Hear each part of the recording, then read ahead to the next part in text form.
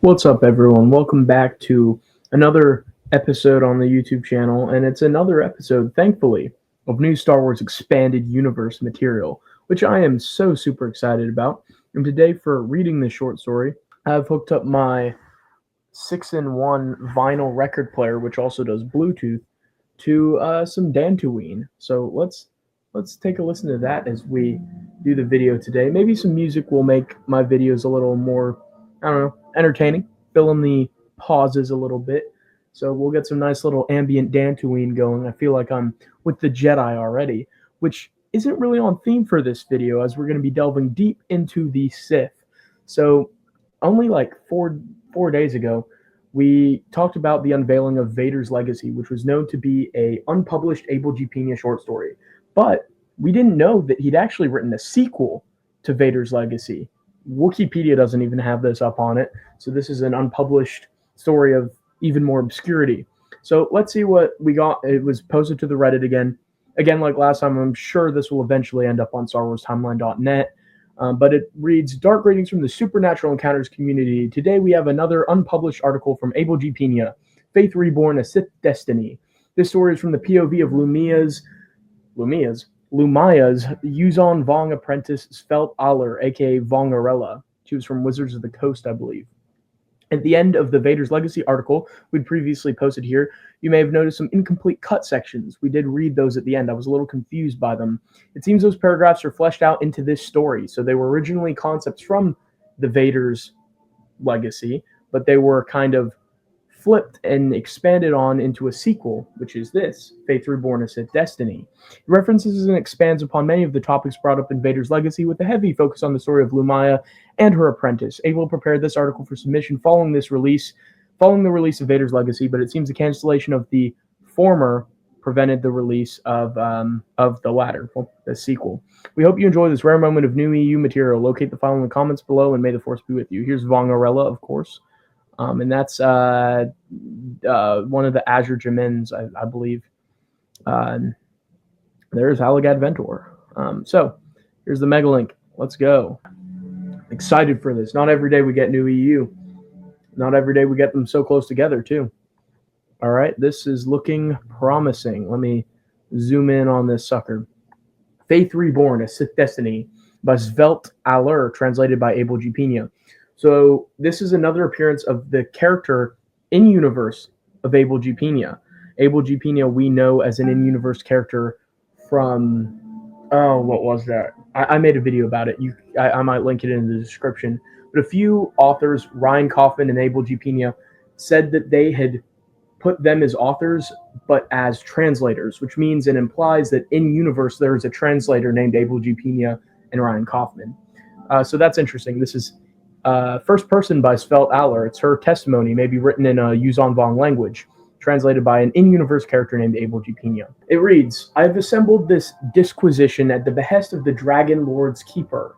If you are reading this, clearly you are no novice acolyte, and we may delve into a more sensitive analysis of the transformative and controversial figure that was Milady Reeve of the Sith Order.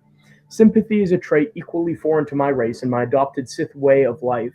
As Sith scribe Ingo Wavlid once synopsized, our order is committed to the precept that strength guarantees freedom and survival.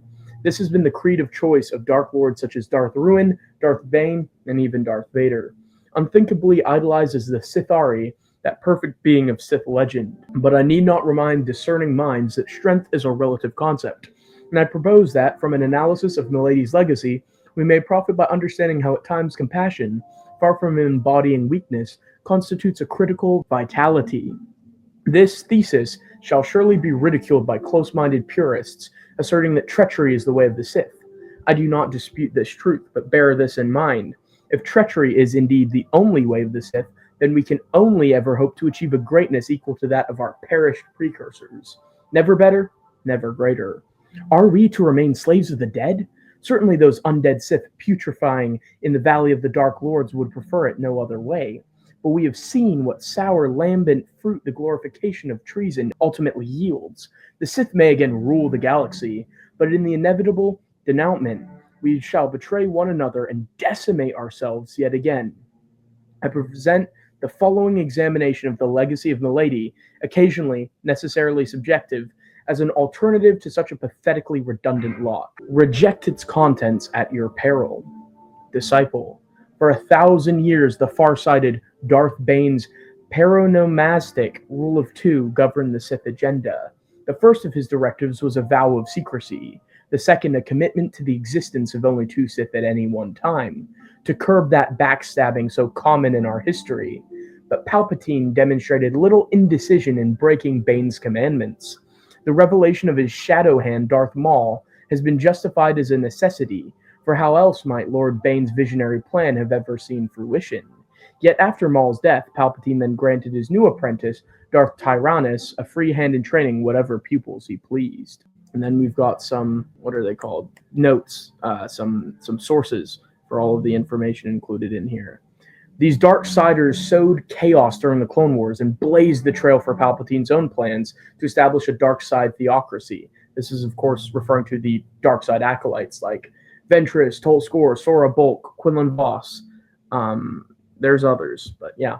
Darkside theocracy, reflected in the creation of his Darkside elite and the corruption of the title Shadow Hand reserved for Sith apprentices to the term Emperor's Hand, denoting his specialized Force-sensitive assassins. When Darth Vader became Palpatine's pupil, the Emperor encouraged him to follow this trend, and Vader, who'd already had an apprentice during his days as a Knight of the Jedi, took to the idea with relish. Like Tyrannus before him, the list of Vader's proteges runs long. The Imperial Procurator of Justice, High Inquisitor Tremaine, codenamed Starkiller, the Magistrix, Teo, Dominatage, Flint Bold, and Admiral Voss Tin, to name most, but I will limit discussion to the only disciple indispensable to this treatise, his last. Of all Darth Vader's pupils, the pivot was she who came to most resemble him in both spirit and appearance. Her name was Shira Ellen Cola Bree, an Imperial double agent who initially served the Lord Vader in a capacity much like his vassal Renga Jix Jixtin. However, her relationship to Vader evolved to emulate that of the daughter he never knew, particularly as she came to possess another name, Lumiya, Dark Lady of the Sith. By human standards, Shira was striking, red-haired, emerald-eyed youth, raised from infancy in the expensive Imperial Palace. She distinguished herself as a leader in the Empire's Commission for the Preservation of the New Order, and was admitted into the Coruscant Pilot Institute as a result. Easily outperforming her peers, she was thereafter accelerated through the Caradon Imperial Academy, where she deliberately killed several classmates while field testing an experimental mountain terrain scout transport. It was during this time that Vader sensed how strongly the Force was with her. After Shira's graduation, he began the earliest phases of her biological alteration, utilizing the Emperor's finest bioscientists to artificially increase her pain threshold and healing abilities, and administering her with mnemonic drugs. All right, drink break here. Not sponsored. Lord Vader proceeded to give Shira over to Intelligence Director Isard, who charged her with resolving the mysterious disappearance of Imperial Colonel Crix Madine. Through deceit and murder, Shira quickly ascertained that the turncoat colonel had defected to the Rebel Alliance. Having infiltrated the rebellion, she then partook in an early top-secret assault on the second Death Star, double-crossing the rebels in their premature efforts at sabotage. Owing to these successes, Lord Vader entrusted Shira with discrediting or even killing Luke Skywalker. But an unforeseen development occurred during her mission when a robust affection ripened between her and Skywalker. Still, Shira's commitment to her Sith Master was absolute, and while flying TIE fighters with Skywalker in a covert rebel mission, she made ready to vaporize her target. However, Skywalker used the Force to pierce the veil of her intentions and shot her down instead, this being, of course, a recap of the classic comic. Kept just barely alive by the combination of a Force trance and her physiological modification, Shira would have surely succumbed to the unforgiving void if not for Vader's intervention. When he found her ruined body Force hibernating in her crippled fighter, the Dark Lord was apparently struck by an implacable sense of déjà vu. For Vader himself had staved death following the first Death Star's destruction by surrendering to a Force coma within his own damaged TIE advanced fighter. Though her shattered limbs were submitting to paralysis, her heart and other vital organs failing, and her eyes blinded, Shira's fierce will to live stirred something in the Sith Lord. convincing him her survival was the will of the Force. Yet Vader's compassion was of that species he himself had received at Palpatine's hands on lava-belching Mustafar. Shira was rebuilt, becoming a cyborg in Vader's own image. She ceased to be Shira Ellen Kola Bree and adopted the name and title of Lumiya, Dark Lady of the Sith. Vader then began training her in the ways of the Sith, planning to deploy her in a coup against Palpatine. As part of his plot, he revealed to Milady his possession of that mysterious crimson crystal shard, a splinter from the rare artifact known as the Kyber. The Sith Lord was convinced that if he had obtained the entirety of this precious stone, it would restore his connection to the Force to that total degree denied him by his transformation into a cyborg, vesting Vader with unlimited power and rule of the galaxy, in effect becoming the Sithari of legend. However, due to previous failures in concealing apprentices from the Emperor, Vader shrewdly presented Lumiya to his master as a suitable Emperor's hand, surmising rightly that her true loyalties were unshakable. So I love that this is portraying her as an apprentice rather than another mere Emperor's hand. As a rite of passage, Palpatine sent Milady to the Sith capital Ziost, where she endured relentless attacks by mind-devouring Darafin, smoke demons, Sith Slayer war droids, and other dark side horrors before acquiring a tome by Darth Vectivus. Along with the Sith prophecy of sacrifice, the manuscript detailed the projection of Force phantoms, the coordinates of Vectivus's asteroid stronghold in the star system MZX 32905, and the construction of a melee weapon of biting metal and stinging light. Victorious, she returned from her trial to Imperial space. She found upon her homecoming an empire in chaos. Lord Vader, she learned, had killed Palpatine at the Battle of Endor and succumbed to death himself. Lumiya was struck with grief at Vader's passing, but knew the Sith had to carry on. She immediately ensconced herself on the planet Vajun. And we move on to Warlord. I've now moved on to a Star Wars-related music playlist, but this is not very fitting, this Attack of the Clones romantic music in this moment, but we shall carry on. Dromenkos, Zagola, and Korriban. These are all familiar furnaces of baleful energy, but far away from the morbid majesties of the Valley of Dark Lords, Milady consecrated a number of sites with her own Stygian mark. The first of these was on the planet Vajun, saturated in acid rainstorms and once home to both Lords Vader and Tyrannus. It was in her old master's stronghold that my mistress took residence. Ominous in design, Bast Castle, or Chateau Bastion, was in actuality originally constructed not for Vader, but for the Viscount Bast. Having written off the property after a plague wiped out Vajun's population, the House of Bast ceded the castle to Lord Vader in order to secure the promotion of General Nejid Bast, whose twin sibling met his end aboard the first Death Star. I love that. So, background. Nejid Bast was the guy with Tarkin who blew up on the first Death Star. And he had a twin, and he was also seeing it. And that twin is a retcon because Nejid Bast's actor was in the holiday special, which is set after A New Hope. So it's like, then did he survive the Death Star or not? Well, he didn't. He couldn't have. He was with Tarkin when they all blew up. So he didn't survive, but then he appears later. So create a twin. Simple retcon. A legion of gaunt tac-spec footman droids tirelessly attended to the Alcazar's myriad ornate rooms, including torture chambers and secret passageways hiding a quartet of Curious inherited from Milady's master. One was a holocron that survived that desperate act of terrorism perpetrated by two Jedi fugitives of Order 66, Ashka Boda and Halagad Ventor, destroying the Jedi Temple's holocron collection to keep it out of Sith hands. Another was the lightsaber belonging to Vader's vanquished Jedi Master, Obi-Wan Kenobi, mistakenly assumed by some to have been recovered from the first Death Star's wreckage by a rookie band of Starhoppers. The third object was that fragment from the potent Force artifact known as the Kyber crystal Vader had once shown Milady. The last curiosity, hidden in plain sight among the castle's tapestried walls and decorations, was one of only two surviving portraits. The other in the Imperial Palace of Lord Vader's dead mate, hollow-painted by a reclusive, half-crazed member of the Brotherhood of Cognizance, known only as the Artists of Naboo. Love that reference. Again, great reference there. Taking the Kyber splinter, Milady used it as the focusing crystal of her devastating Sith light whip. Based on Darth Vectivus's instructions, the weapon's lashes were forged of alchemically infused war behemoth hide, resilient Mandalorian iron, and raw frenetic energy. Lumiya now declared herself the new Dark Lord and acquired her first Shadow Hand, the aforementioned Flint Bode of Belderon, after sundering his will in a vicious duel along with his Imperial resources. Lumiya subsequently made a bold but rash attempt to gain control of the Imperial remnants during this galaxy's first extragalactic invasion, the Nagai-Toph War. Following a hostile introduction, she allied with the pale-fleshed Nagai, invaders from a tightly orbiting dwarf galaxy.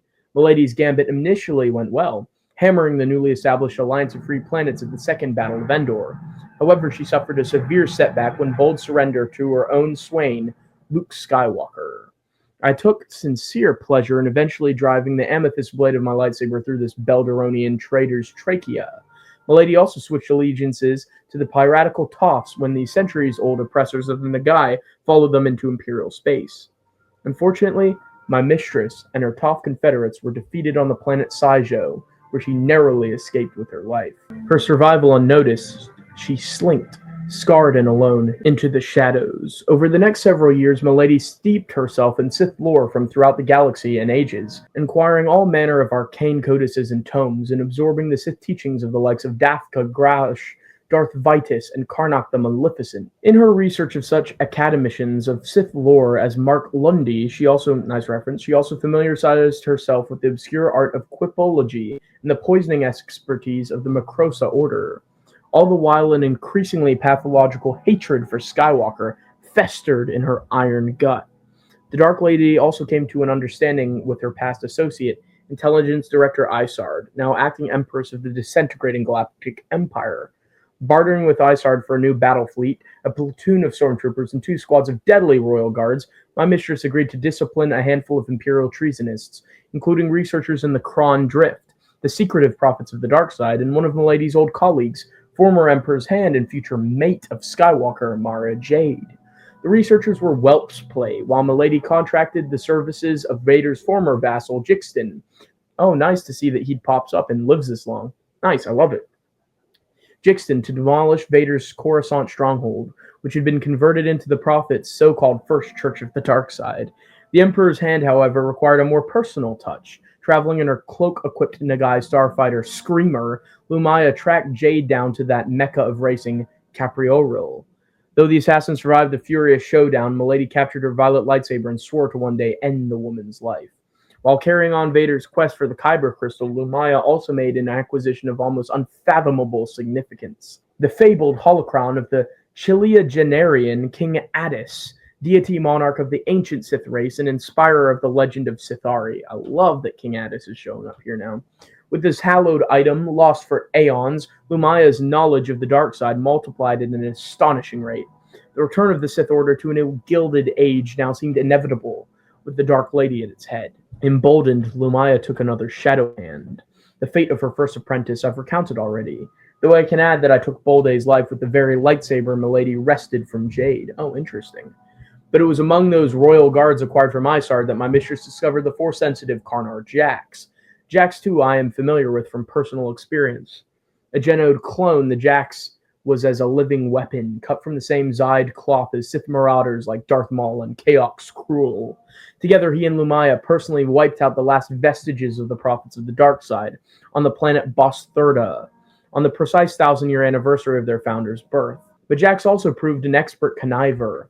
Under Milady's discretion, he carried out the destruction of the reborn Palpatine, who considered himself an avatar of the dark side itself, and no longer a Sith in any traditional sense. Utilizing Macrosa venoms, Jax poisoned the clones this apostate used to keep himself alive, and supplanted Palpatine as de facto ruler of the Galactic Empire.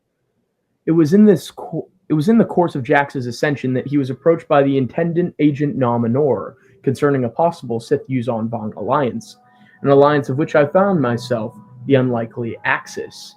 Disclosure. As implied by my name, I, Svelt Aller, once pertaining to Domain Aller of the esteemed Priest caste, am a member of the war-bred extragalactic Yuuzhan Vong. Though other humanoid races seldom look on our skull-like, richly scarred visages without a shiver, I once was, per my people's aesthetic, considered the measure of pulchritude. I worship pain and despised inorganic technology, cultural idiosyncrasies born of our olden cataclysmic galactic wars. After destroying our own homeworld, Yuuzhan Tar, we undertook an aeons-long odyssey on our organic world ships across the void between our dead galaxy and this one, yearning for a better life. For me, alas, the promised land arrived not soon enough. Following decades of faithful service, it was arranged for me to take the sacred vows of a royal seer, the highest honor a priestess may achieve, and a boon to the eminence of my domain. My dilemma, however, was that I had already secretly sworn myself to the lover gods, Yun Sixin and Yun Ka'a, for I had taken a forbidden companion. In living on the same world ship, I came to know Nominor of the Intendant caste, despite our distinct social pedigrees. Laws prohibited our union, but the attraction between us was powerful and undeniable. Wow. Getting into Nominor's love life, are we? Never thought I'd see the day. Our taboo liaisons in the Shaper's secluded bioengineered chambers allowed us to play at being gods, and we brought forth bygone creatures from the sacred cortexes. Had we been caught, our punishment should have been death or worse, reduction to the opprobrious class of shamed one, but we reveled in defying providence. Then one evening, Nom gifted me a necklace of dazzling golden pearls, painstakingly smeared and malformed, harvested from extinct killer chugakit mollusks. Our ardor could be curbed no longer. That night we surrendered to our passions. We carried on in this way for years, reveling in the risk of our illicit rendezvous. But it was not long after we celebrated Nom's ceremonious elevation to the status of executor, wherein he gouged out his own left eye, and replaced it with a living Plarian bowl implant, when the arrangements for my own royal seer vows were made. However, I was not distraught. The idea of our realizing a lasting happiness with my secret love never occurred to me, for our cultural creed of life as agony had all but cured me of such delusions. But as our world ship neared the end of their inconceivably long voyage, Nominor was chosen to scout and destabilize this galaxy ahead of our arrival. My lover promised to conquer this new domain. He promised to do so in my name, and he promised to return for me. He promised a life together in this glorious, unspoiled realm. Words, I told myself, only words. Ludicrous, heretical, irrational, intoxicating. Against all reason, against all instinct, I dared believe him. I executed my royal seer duties zealously, filled as I was with an utterly alien sentiment. Hope. A faith in the future that filled me with the joy I had not known in even my earliest memories. That is, until a crisis arose. As part of the seer vows, a priestess is obligated to forfeit a chosen aspect of her body, taking a replacement divination implant. To mirror the sacrifice of my estranged lover, I opted to pluck out my right eye. The substituted Vilharak bowl implant, loosely translating Scryball, was said to be a creation from the holiest eighth cortex, the final rung in the bioengineering protocols. Spawned by a brilliant shaper from telepathic Yaumask neural tissues, the implant was to grant me unmeditated communion with the gods. It wasn't long before this prophesying organ betrayed me. The Vilharak's bowl direct interface with my brain first blessed me with splitting headaches. Thereafter my mind became filled with profane visions of a synthetic woman made from blasphemous machinery, of the decimation of our people and way of life, and of myself in a land of the dead, worshipping at the altar of unknown deities. The grotesque divinations became overwhelming. My Vilharak bowl withered and died, sending a message that was not only clear, but doctrinal. I had been rejected by the gods. Members of my own domain carried out my degradation to the status of shamed one with righteous flair. And half blind, I suffered all the inspired humiliations heaped upon that lowest and most pitiable caste. Though Yuuzhan Vong are no strangers to torment, the separation from my dignity and my true love enlightened me to a category of suffering altogether innovative. I became the test animal of the fanatic shaper named Onami, the self-same that had styled my defective divination implant, probed endlessly by pain-tasting spine rays, and subjugated to bizarre cellular experiments I did not understand. Time lost all meaning for me. I'd virtually given up that hope I'd so reluctantly allowed to bloom, when agents of my lover's enigmatic deception sect, fraternity, rescued me from depravity. These Kabbalistic patrons of the trickster goddess Yunharla, led by Nom's Kresh cousin Fa Anor, smuggled me into this galaxy under cover of an identity-obscuring masker. Before I knew it, I was ambushed by Bliss, locked in the embrace of my rescuer and conqueror Nominor. Our reunion, passionately surreal, burned with an ecstasy that seemed impossible to retain alit forever. Wow, we're going into extreme details of Nominor's love life. I'm okay, thank you very much. Indeed, it lasted so much less. Thank goodness. Nom began teaching me the rudiments of this galaxy's standard tongue, though I soon learned this was not for my benefit. This realm of hope had changed my lover, or perhaps merely freed him to lay himself bare, a creature of naked ego and ambition. For Nam had struck a bargain with the newest ruler of the dying galactic empire, a partnership between the Yuzon Vong and the Dark Lords. And as a token of goodwill, as the reward for all my suffered devotion, my beloved delivered me a slave into the hands of the Sith sovereign, Karnor Jax. Recognition. Karnor Jax was soft-spoken and resplendent in a scarlet and obsidian variation of Imperial Royal Guard robes. We could hardly communicate, yet I instantly assessed that Jax shared my deceptive lover's lust for power. Speaking of my boy Karnor, he's right up there. Boom. There's the man himself. Ooh, let me get the other light on. There he is, the man himself, Karnor Jax. All right, back to where we were. And while he must have superficially appraised my species as physically repulsive as I his, that primitive animal recognition of puissance passed between us, a Sith Sillin and Yuzon Vong Slivalith, each vacillating between verdicts of mate and prey. Yet Lord Jax was a man in control of his passions. The Sith sovereign's interest in me was not personal, but rooted in the fact that members of my race appeared absent in some energy field he referred to as the Force. To my trained priestess's ears, this gibberish smacked of profanity at best and dementia at worst. On the Star Destroyer Emperor's Revenge, Jax subjected me to a battery of tests, at intervals foolish and sadistic. Imprisoned in a Durasteel detention cell, bound in energy links, injected with caustic chemicals by IT-3 droid interrogators, surrounded by hysteria, Lord Jax routinely probed me, his constricted hands sweeping the empty air before me in a vaguely sanctifying gesture. This baffling ritual seemed almost laughable, till the Sith Sovereign, struck by an intuition, seized on my lustrous necklace. Silently meditating on the chunk Akta pearls, Jax averred to at last sense me by that supernatural sensibility he claimed. I could have thoroughly dismissed this pretension had I not, through my drug-induced haze, detected a synchronous itch in the flesh of my infarcted scryball. Lord Jax would concede defeat, however, as his tortures failed to yield any further insight into my species' force-forsaken condition. Consequently, he delivered me to the planet Tozaran and his own obscured master. I was, in fact, to serve as bait in a high-stakes game of holochess, as Jax prepared to ensnare and kill and take the place of his Sith superior. While Jax himself was soon after slain by a rival, effectively nullifying his tenuous alliance with Nominor, I now found myself a captive of Lumiya, within the region of space called the Cloak of the Sith. From the moment mountainous Nelvanian mutants, nice Clone Wars reference, dragged me into the foreboding Tozarian ziggurat, I felt ill at ease. The temple was lined with abominable mirrors that not only appeared to multiply the pyramid's labyrinth character into the infinite, but seemed intent on washing me of my Yuzon Vong heritage, hiding my every self-inflicted mutilation, highlighting my every unblemished feature. Alas, the greater horror was still to come as my captor revealed herself. Jax's technological tortures were as nothing to the sight of the Dark Lady herself, an apparition of nightmare. Like me, she was a slender creature, yet the similarities stopped there. Hints of a metal faceplate gleamed from behind an inverted triangular wrap swathing her head, leaving visible only abnormally hard sage eyes. Silver Durasteel sleeved each of her extremities, while a network of exposed circuits crisscrossed her torso like endless varicose veins, and a raven cape like a shredded Naamik's wing hung from her back. The synthetic woman undead execration of my visions.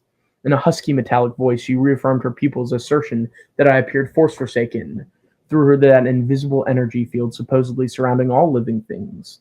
But the Dark Lord was perpetually more patient and diabolical than Lord Jax could ever hope to be. Building on her Shadow Hand's breakthrough with the Chukakit pearls, she had two of her Nelvanian ogres bind me to a craft torture droid, a non-living contrivance like some perverse parody of the rack my people called the Embrace of Pain. As I hung suspended by my arms, my pearl riviere hanging from my neck, and my legs locked into mobilizing machinery, the cyborg woman took a cylindrical utensil from a nearby operating table, loaded with inorganic apparatus. Suddenly, a meter-long purple plasma blade shot from the cylinder. Shrill upon shrill was my forthright response as she applied the searing sword ever so tenderly to my various body parts. Blood and burns tattooed my flesh in asymmetric designs and under alternate circumstances. I'd have called the schematic artful. As it was, I could not begin to estimate her motivations, save they were those of a demon. But after an indeterminable period, the Dark Lady switched off that unholy lightsaber and returned it to its place, just before unceremoniously plunging her metal index finger into my bare belly. I cried out. Black ichor seeped from the wound as she withdrew her makeshift syringe. At once I knew that was no ordinary drug like those plied me by Carner Jax. I felt the Sith poison, more excruciating than Yangsak venom, running rancid through my veins. I began to feel ill. I thought I was going mad. I began to feel rage. Rage! Unnatural, catalytic, uncontrollable. My blood curdled. Again, that persistent itch in my dead scryball. Hot pressure from the Villarak bowl feeding into my mind. Now sense a presence there, not my own. Could everything I knew of the gods be wrong? Could this force be real? My instincts denied it. I raved, summoning the gods to visit this wrath on my captor's demonic metal body. My reaction only pleased the Dark Lady, spurring her into a decisive course. As an Elvanian brute secured my head in a gargantuan paw, she conducted the operation. With the dexterity of a master shaper, purposefully, methodically, she grafted a cybernetic ocular implant into my clotted eye socket, as my body's every fiber screamed to the gods for salvation from the violation.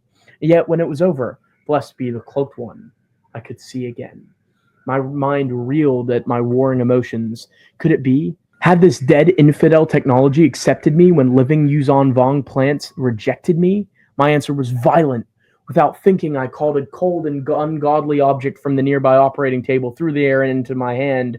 Like a thing alive, the lightsaber beam spat forward, seemingly of its own accord, emancipating me of the craft contraption in a fluid burning arc. Free, I turned on the hulking Nelvanians, rendering them inanimate blocks of meat with swift tacks. As I stood over the mutilated remains, adrenaline churning, I shuddered. Not by what I'd done, but at the hungry bass thrum of the evil I'd summoned.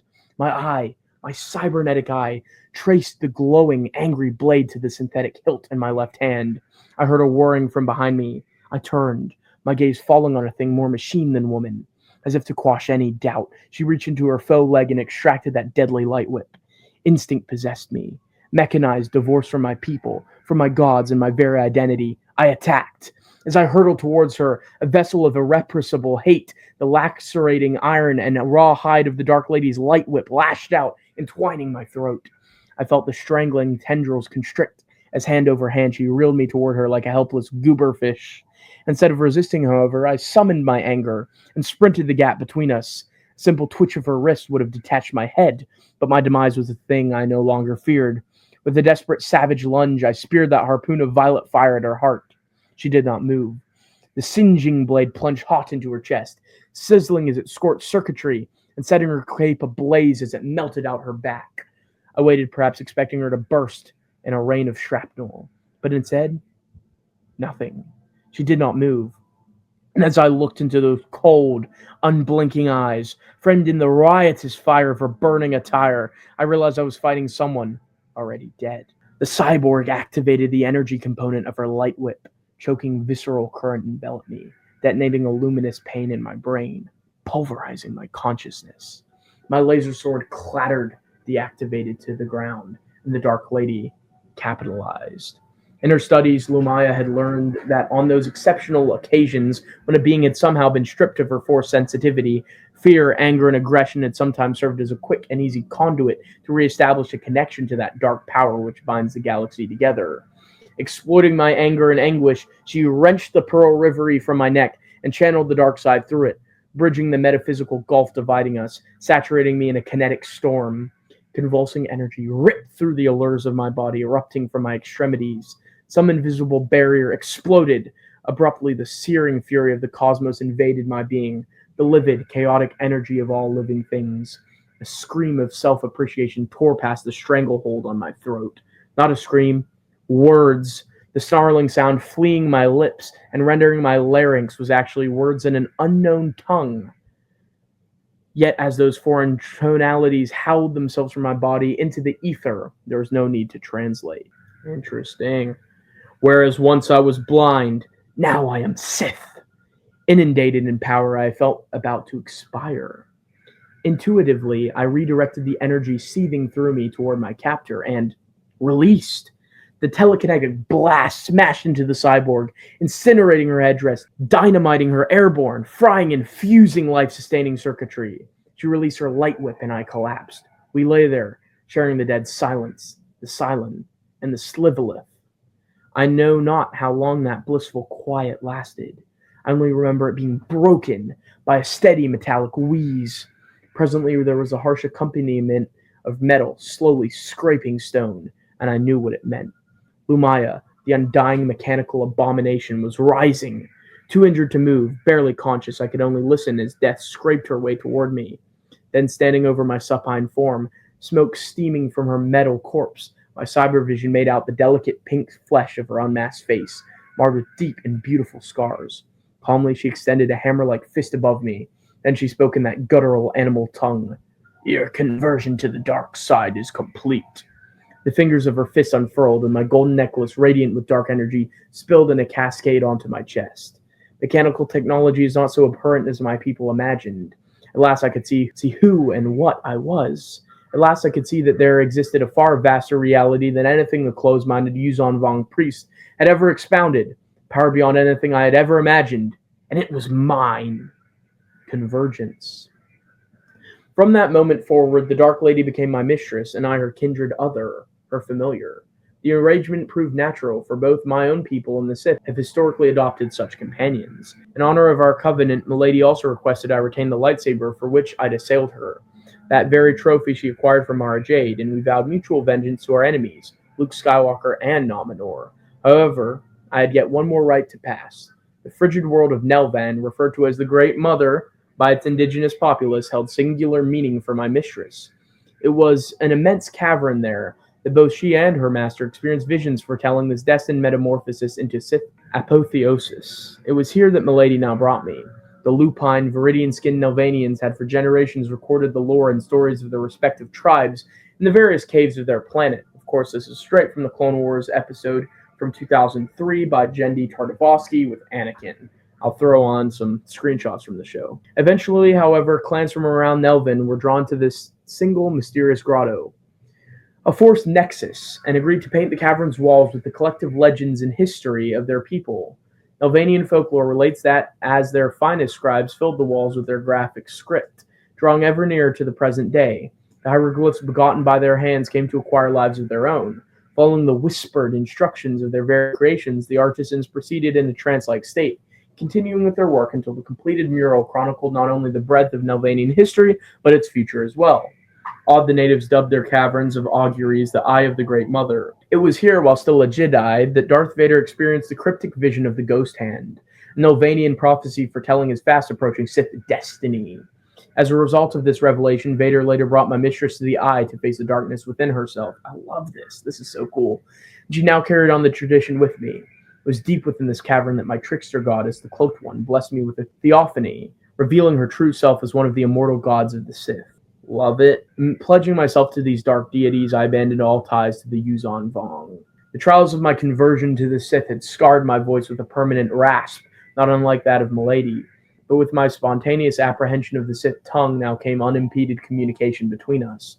The Dark Lady began inculcating me in the history of our order, from the legends of the Sithari and Nemo Doc through the many wars with the Jedi. In turn, I disclosed the narrative of the Yuzon Vong, their prospective invasion, and Nominor's proposition of alliance. Yet my mistress showed greatest interest in my people's chance adoption of an alien native to her own galaxy. Recounting my deception sect-assisted escape, I mentioned briefly encountering an avian Fosh female named Vergir, the familiar to a greater Yuzon Vong Vestal named Ellen. Ellen. The name did not fail to give Milady pause. Perhaps it was only by chance that this novice priestess's name in part mirrored Lumiya's own prior to her becoming a Sith, a mere fluke of translation. But the Force insists on this plain apodictum. There are no coincidences. This Vergir, I explained, had appeared a meek and peculiar creature, prone to riddles, but most importantly, remembered her exciting in me a strange and unfamiliar sensation, what I now understood as a brush with the Force. Digesting my tale, Milady related a pertinent anecdote of her own. During her tenure as an Emperor's Hand just prior to her mission to Ziost, Palpatine had conveyed to her the apologue of the Fosh's paradox. The Sith legend concerned a radical Jedi Master whom apprenticed herself to a Dark Lord only to betray him, at which point Palpatine divulged the Dark Lord dealt with the traitor. At the time, my mistress had taken the story for pure allegory, a warning that the Emperor suspected her true loyalty to Vader over himself.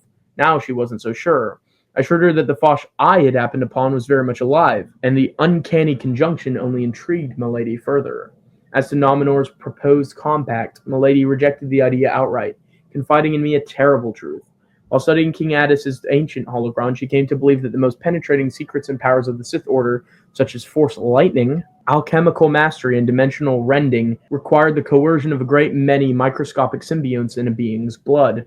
Alas, because the majority of Milady's body had been dismembered, gutted, and replaced with cybernetics, from the gray-green simulacra of her eyes down to her steel heart, she felt there were critical limits to her Sith powers. Like Lord Vader, she committed innumerable hours to healing herself in a hyperbaric chamber, making negligent gains. She'd even tried to regrow her missing organs and limbs, but her body always rejected the cloner's implants. Still, Milady yet had a razor bug up her sleeve. Nice. The Kyber. The Kyber crystal is a relic of mystery. Legend has it that the gem's genesis predates the beginning of time and space, birthed by the left-hand god of the Sith known as Typho Gem.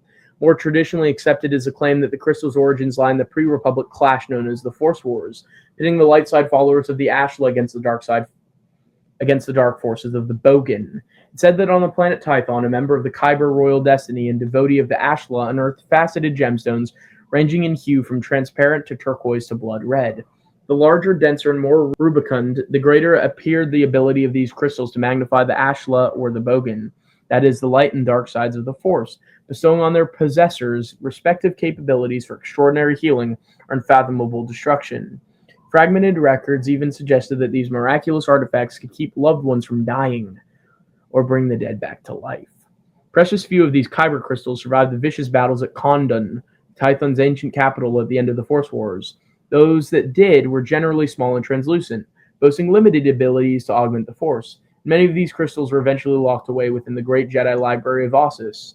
However, with the advent of lightsaber technology, much later Jedi discovered that these leftovers served as excellent focusing crystals in their weapons, as well as vast memory depositories when combined with holocron technology.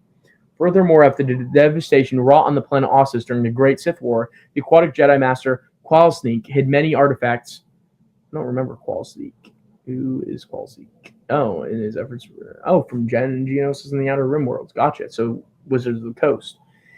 He hid many artifacts from Ossus's Jedi Academy beneath the seas of the planet Kamino, including a number of Kyber crystals. The Kaminoans used these crystals to create the toxic Kyber darts, which became a favorite among journeyman protectors and their kin, the Mandalorians. As a consequence, the remainder of these Kyber crystals, as time has orthographically evolved the name, was eager and almost entirely exhausted by the start of the Clone Wars. Yet somehow, one exemplary specimen survived. A head-sized deep crimson crystal resided on the planet Serkarpus V, at the indigenous shrine called the Temple of Peña. Darth Vader, Milady explained, tracked down the last Kyber crystal to this place, where he clashed not only with his son Luke Skywalker and his daughter Leia Organa, but the spirit of Obi-Wan Kenobi. The Dark Lord's progeny amazingly escaped the melee with the Kyber as their prize, but misconstrued the magnitude of its importance, taking it for a mere healing agent.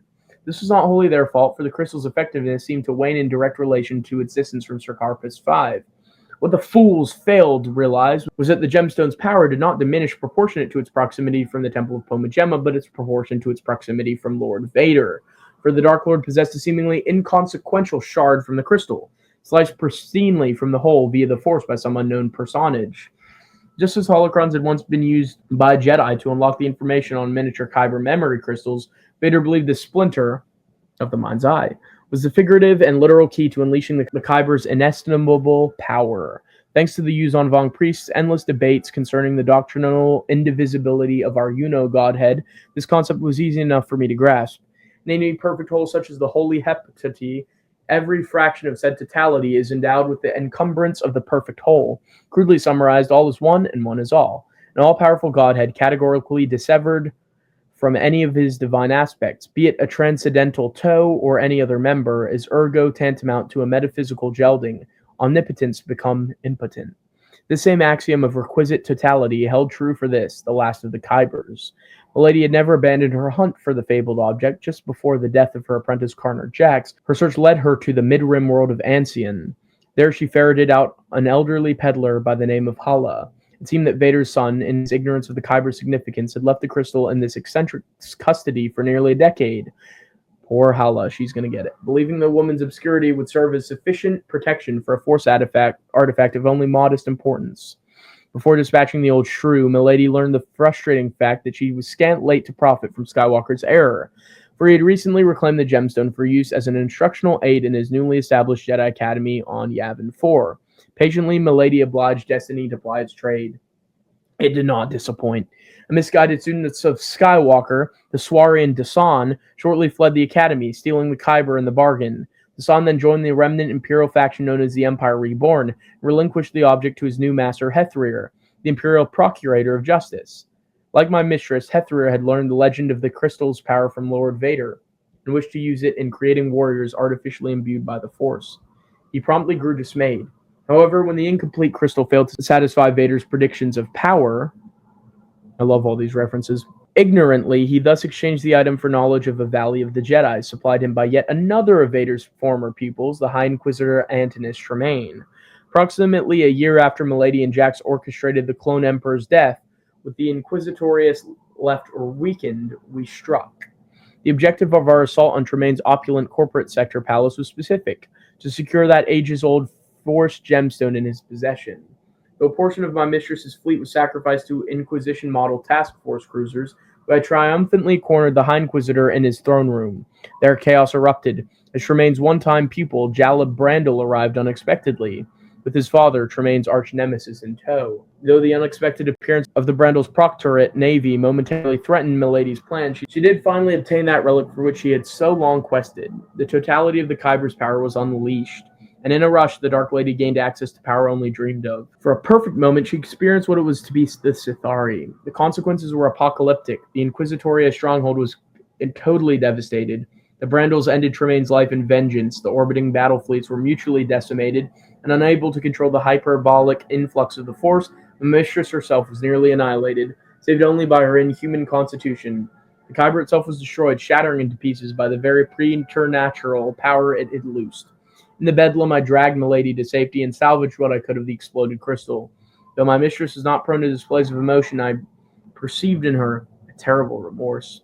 Irreparably fragmented, the Kyber could not confer on Milady access to those unnatural abilities vital to a Dark Lord of the Sith. Sensing she had failed in her task to become Lord Vader's true heir, she fell into an incurable despair. I could only urge my mistress to have faith in the Sith gods. Consolation, I devoutly used the jagged crimson pieces of the shattered Kyber to stud the solid lashes of her light whip. One Sith. The Kyber's destruction was a critical blow to Milady's plot, negating her ability to remake her cybered body into a proper Sith Master vessel. Palpatine's improbable clone resurrection offered my mistress a sliver of hope, but after a decade searching for the secret of transferring one's essence into another body, running down each nebulous hint of Set Hearth's treasure vault, Black Hole's sunset crown, and the legends of Darth Endedu and Plagueis the Wise, alas, our efforts yielded nothing. That moment, Milady changed. Despite her great wisdom and prowess in dark powers, Milady assessed herself, at last, unworthy. The Force, she declared, had betrayed her, and by her own fault. Though claiming to want the power of a Sith Master to preserve the Order's 100,000-year legacy, in her heart her primary motivation was always petty revenge. Revenge not only petty, but pathetically crippled by fear to face Luke Skywalker again. She could never be the Sithari, but she would sabotage her true destiny no longer. Formally renouncing the title of Dark Lord, she committed herself to Darth Vectivus' example, beginning with the unconditional sacrifice of her most cherished attachment, her hatred for Luke Skywalker. She then spoke of my required sacrifice, insisting I likewise abandon my vengeful crusade against Nominor. Though ritual sacrifice to the gods was commonly observed by Yuuzhan Vong and ancient Sith alike, I hesitated to comply. These long years I had dedicated myself to Milady's agenda, leaving my own quest for reprisal against my lover painfully unfinished. But as the Dark Lady's familiar, owing to her the glory of my dark side enlightenment, I could not refuse. We slaughtered a Hiss dragon and consummated our accord dining on blood soup. By the initial outbreak of the Yuuzhan Vong War, Milady had taken the title of Reeve of the Sith Order, determined to find a proper heir to the Sith that would secure the stability of the galaxy. Appropriately, that is when the Dragon Lord made contact. He sent 2 heralds, the Dathomiri witch, Lami Plo, and her apprentice, Welk, the dark side bleeding from each like radiation from a pulsar. They conveyed their master's invitation of an audience and offered themselves as escorts to an unspecified world. Confident of our ability to survive any attempted double-cross, my mistress accepted. However, en route, we were attacked by the invading Yuuzhan Vong. While our squires were taken prisoner as a Yuuzhan Vong myself, I adroitly secured freedom for Milady and me. This setback notwithstanding, the Dragon Lord's agents made contact again. this time in the form of an apologetic transmission accompanied by a navigation string. Her curiosity piqued, my mistress resolved to continue on her own and on her own terms. She took her remaining Star Destroyer Behemoth and left the Tozer and Ziggurat in the case of her familiar. During Milady's extended leave, I attended to affairs in hut space.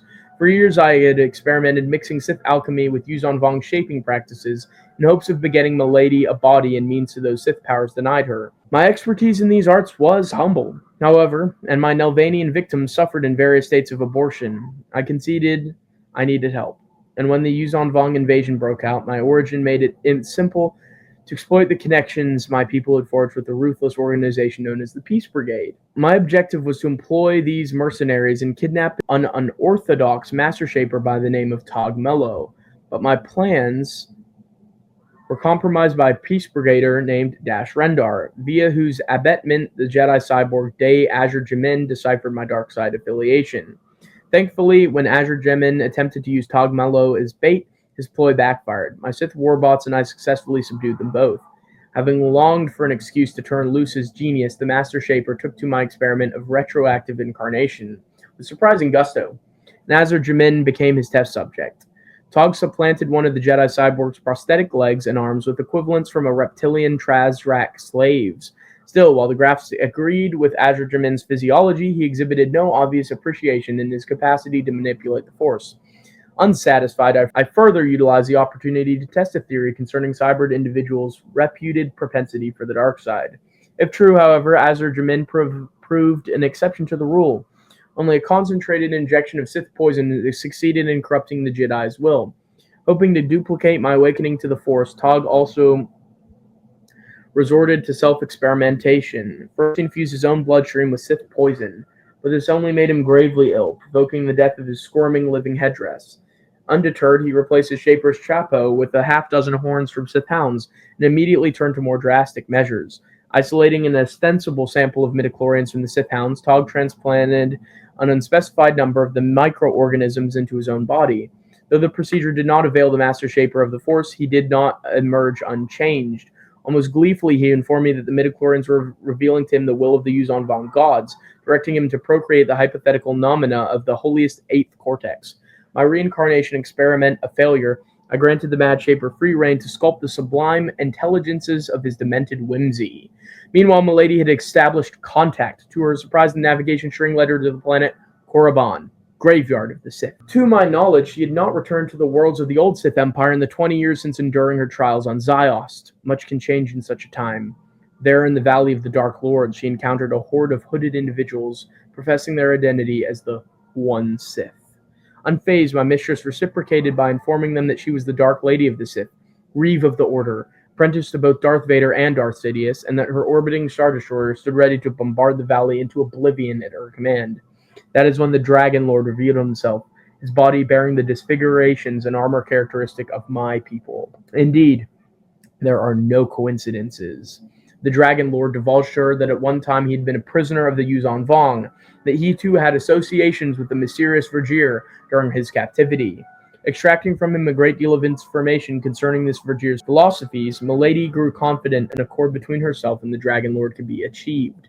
While my mistress agreed to recognize the legitimacy of the One Sith, she did not immediately anoint the Dragon Lord rightful heir to the Order. Perhaps the One Sith's throng of Darksiders too conspicuously evoked to her the failed endeavors of Lord Khan's Brotherhood of Darkness, and Palpatine's circus of dark-side sycophants. In any case, their partnership never proved without tension. Before returning from her lengthy Korriban stay, Milady staged a surprise attack on the Imperial stronghold of Yaga Minor. Though she sacrificed her last Star Destroyer in the battle, she successfully secured vast quantities of Baffer pollen, a rare substance lethal to the wearers of Yuuzhan Vong armor. While her stated intention was to use this weapon in defense against the Yuuzhan Vong invaders, she did not say that the pollen would coax death just as readily from the One Sith's Dragon Lord and her familiar. Her caution was justified, for it seemed Milady and the Dragon Lord had come to a special arrangement. Once again I was offered up as a token of goodwill, a symbol of unity, and the One Sith welcomed me without judgment.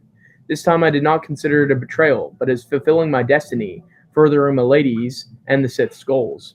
In exchange for me, the Dragon Lord granted my mistress access to the tombs of the Sith Lords and the far-seeing Oracle Stone, which resided between an empty throne once intended for the corpse of Darth Vader. Peering into this predictive relic, Lumiya learned everything she needed about her sought-after heir to the Sith mantle.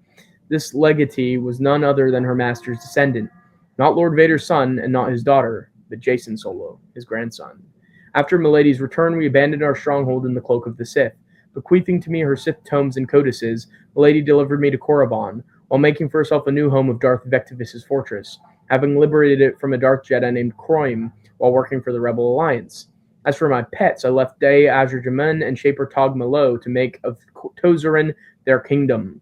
Drenched in the Ziggurats' dark forces, surrounded by all manner of Vong spawn, Sith abomination and warlord, nothing short of a demigod could stand a chance against them. Legacy. 6 years after the Battle of Endor, Luke Skywalker seemed poised to inherit the Sith mantle. At that time, his estrangement from his father served as the impetus for his submission to the influence of the Reborn Palpatine. But the teachings of that clone heretic demonstrated incapable of securing Skywalker's conversion to the dark side. It fell to the offspring of Vader's biological daughter, Leia Organa Solo, to fulfill Milady's vision of the Sithari.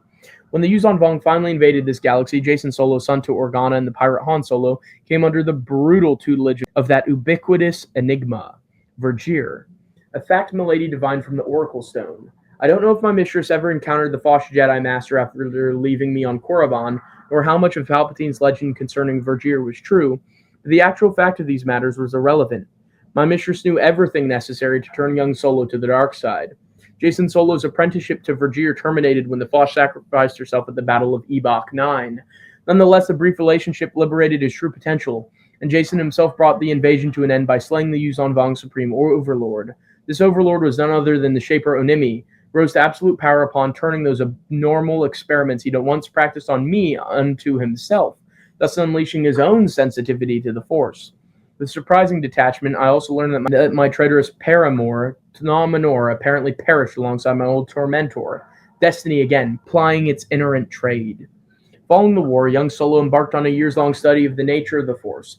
Like Palpatine, he immersed himself in countless Force practices, among them those of the Ang-Ti monks, the adepts of the White Current, the sages of Baron Do, the witches of Dathomir, the Theron listeners, and the Janissari.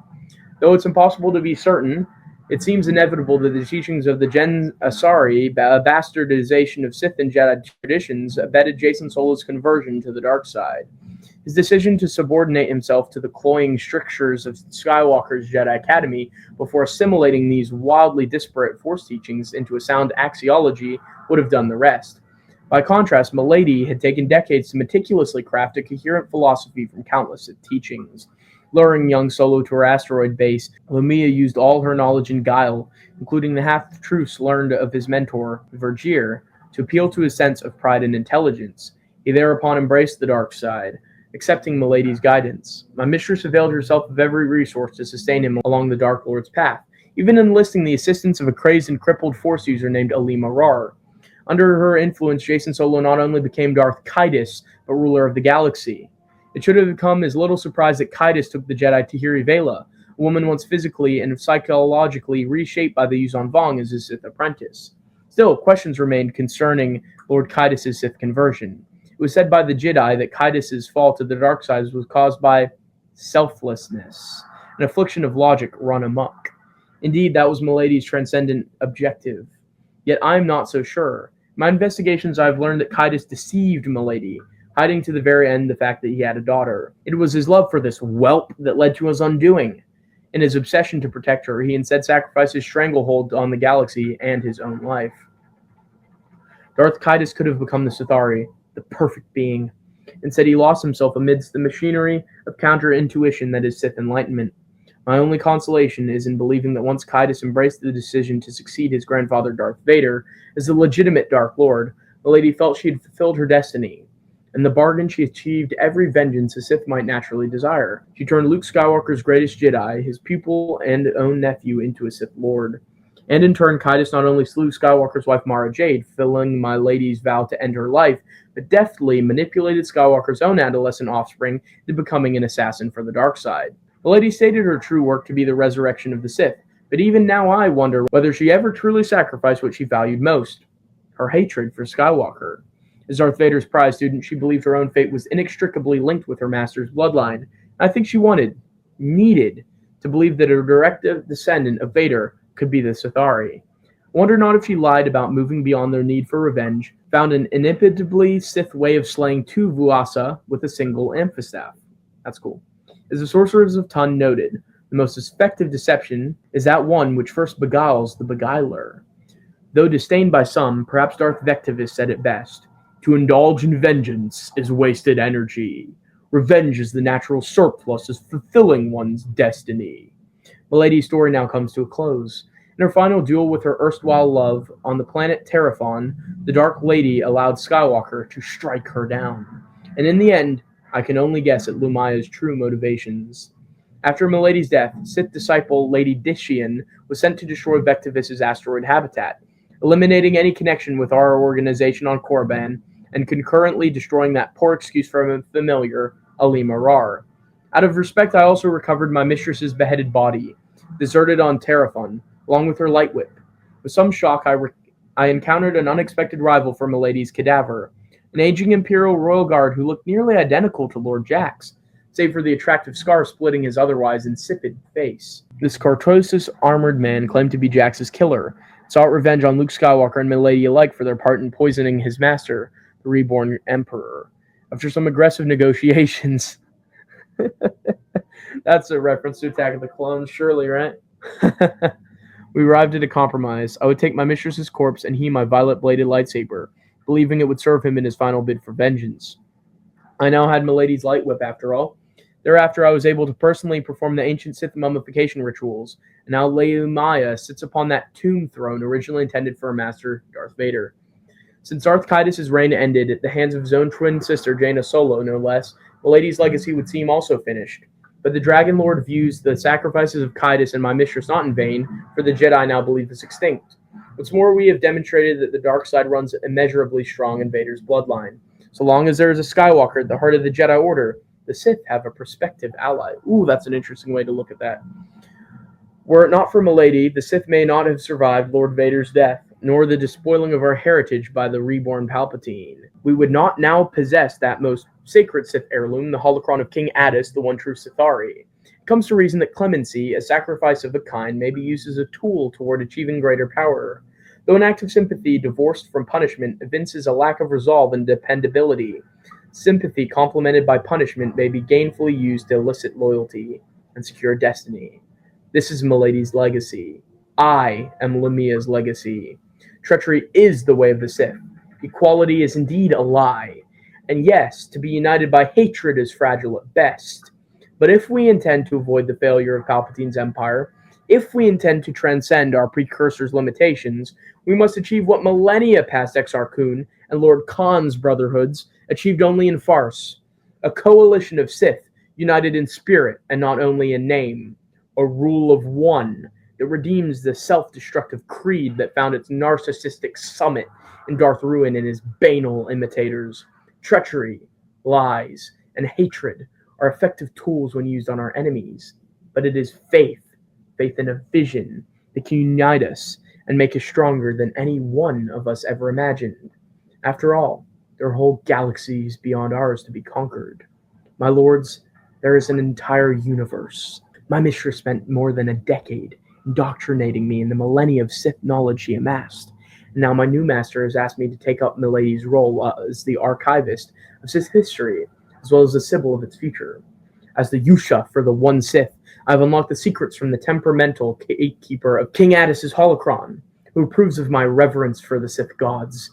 And my mastery of the Oracle Stone has shown me the glories the Sith will achieve long after I am dead. All of this priceless information I have passed on to the Dragon Lord's keeper, the unquestionably faithful Lord Wirelark. Under the tutelage of Milady and Milord, I have learned that my own life matters not, for I am more than myself or even my Yuuzhan Vong heritage. I'm more than a drive for vengeance or a will to power. I'm one with the dark side. I am one with the Sith. Wow. And that is the end of the story. Wow. How about that? That was really darn good. 22 pages is what that was. Whoa. That's a weird layout. Just a sec. Hold up.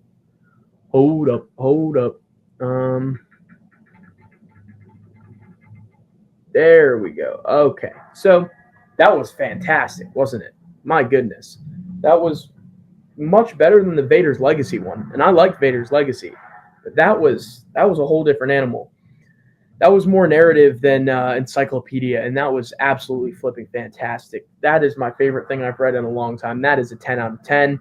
Lots of supernatural encounters, concepts you can see in there.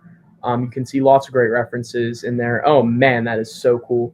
This fleshed out Vongerella. This was ultimately more Vongerella's story, I think, than Lumiya's, although Lumiya's was also central to it. I think this did a great job of showing what Lumiya was up to between the Marvel Comics and Legacy of the Force. That is a big gap. So I love that it took the time to establish and embellish on all of that. I love that that Vongerella turned out to be Nomenor's lover, and I loved how they explained how she gained Force sensitivity, the dichotomy of hating machines and then being trained by a woman made of machine is really great. All of the references in this, my goodness, it was packed with them. That was absolutely fantastic. That's one of my favorite things I've read in a while. That is so, so good. That's like a 15 out of 10. That is so good. Much better than Vader's Legacy. And I liked Vader's Legacy. That was fantastic. I absolutely loved that. That was really extraordinary. The way continuity was weaved in was done really fantastically. The language, the wordage, the verbiage, the style, the tone, all of that was absolutely first rate. Absolutely loved that. Adored it. That was fantastic. Really fun time to read that. Tell you what, that was great. Absolutely great. So, yeah, we didn't get a Savage Opress reference, but maybe next time. That was great. Didn't feel like I was reading that for an hour and 15 minutes. That felt fast. That felt zippy. I wasn't bored for a second. That was great stuff from beginning to end. Abel G, Peña, one of my favorite authors in the EU. He's a top 10 author for me. Will I ever unveil my top 25 EU authors list? Maybe. We'll see. But yeah, if you guys want to see a video like that, let me know in the comments if I should make that kind of video. I've been considering it for a while, but Abel's in my list. So yeah, that was great. What a great day to be an EU fan. That was just terrific. Man, I love that. That was so cool. What do you guys think of this story? That was incredible.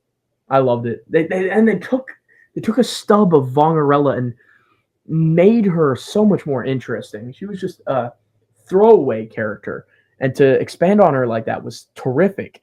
And additionally, I just thought it was really well done how they weaved the Azure Jamin thing, which is what we knew from her character stub. I was wondering when he was going to be brought in and how well it was going to be done, and that was done really well, in fact. So, man, I really loved that. That was terrific. Absolutely worth my time. Absolutely worth the wait. Wish we'd gotten it sooner. That was terrific. Absolutely fantastic. I loved it. So, yeah. Thank you guys for listening to me read it. Thank you for listening to my thoughts. Make sure to check it out. Linked in the description. And, yeah, that was phenomenal. That was really, really good. So,